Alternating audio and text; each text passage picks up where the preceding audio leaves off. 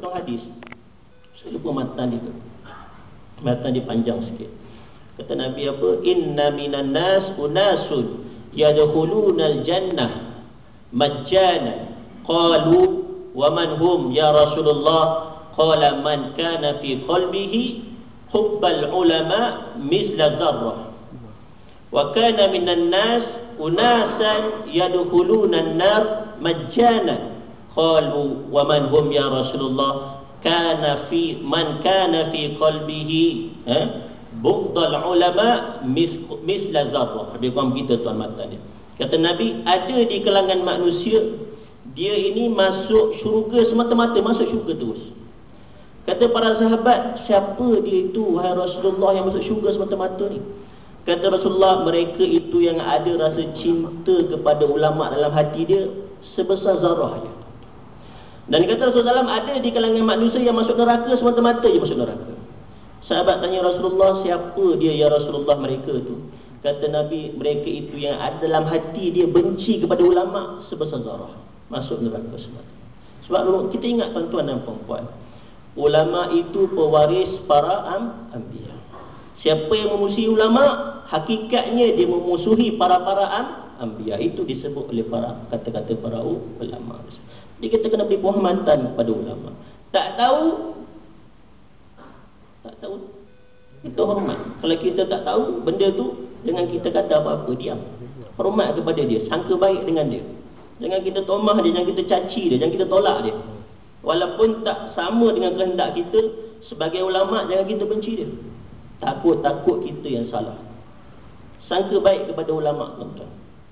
Sangka baiklah kita kepada ulama. InsyaAllah itu lebih baik untuk kita daripada kita menomah ataupun sebagainya, memfitnah atau sebagainya ulama tadi. Sebab mereka itu lebih mulia di sisi Allah Subhanahu wa ta'ala.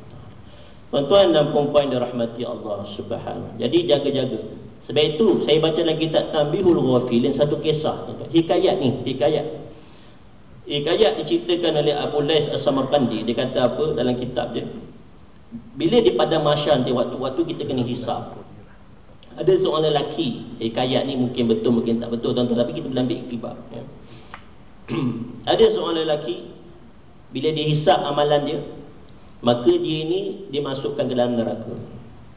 Maka sewaktu dibawa malaikat untuk dia bawa masuk ke dalam neraka, maka Allah Ta'ala memanggil malaikat tadi, berfirman panggil malaikat tadi, nanti dulu kata, tanya kepada lelaki ni, sewaktu di dahulu dia ni pernah tak duduk dalam majlis ilmu para ulama? Malaikat pun tanya kepada lelaki tadi, dekat dunia dahulu pernah duduk dalam majlis ilmu para ulama tak? Lelaki tu kata tak pernah duduk dalam majlis ilmu para ulama. Maka bawa dia ke neraka. Bawa ke neraka, panggil lagi, Allah panggil lagi. Tanya kepada lelaki ni, dekat dunia dahulu dia ni pernah tak cinta ataupun kasih kepada para ulama? Maka tanya lelaki tadi, malaikat tanya, kata lelaki tu tak pernah. Cinta pun kasih tak ada dalam hati dia kepada para ulama. Nak kata teruk lelaki ni tuan-tuan, teruk, tak ada begitu sekali, tak begitu sekali. Maka kata dia, bawa dia kepada neraka. Bawa lagi, berhenti nanti dulu. Tanya dengan dia, suatu dekat dunia dahulu dia pernah tak makan bersama dengan ulama, duduk satu table dengan ulama makan? Tak begitu tuan-tuan. Ulama duduk makan dekat dia, duduk makan dekat dia. Atau ada kelebihan kat situ, ya. Tanya dengan dia, pernah tak duduk makan dengan ulama? Tak pernah juga. Tak pernah duduk dengan ulama pun tak pernah. Makan, duduk makan je, bukan duduk belajar, duduk makan pun tak pernah. Benci sangat kot agaknya. Bawa dia pergi neraka. Panggil dia lagi, cuba tanya nama dia sama tak dengan nama para ulama? Allah Ta'ala tahulah tuan-tuan, ni nak jadi iktibar je, ya.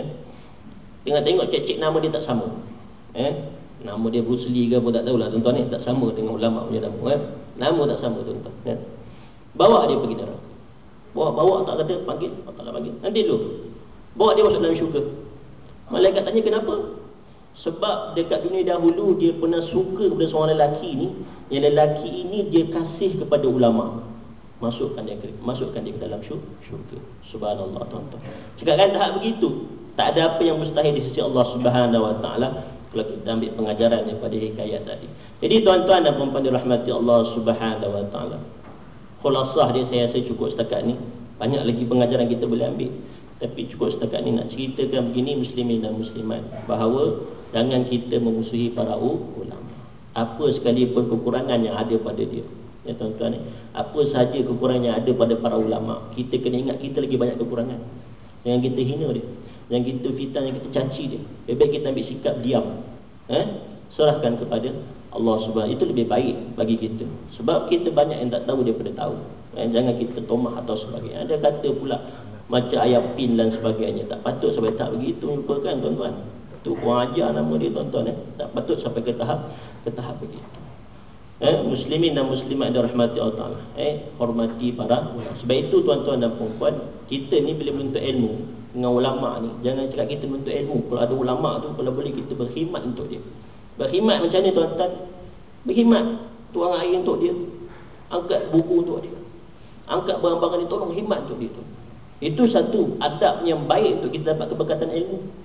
Berkhidmat untuk para ulama, bukan setakat kita belajar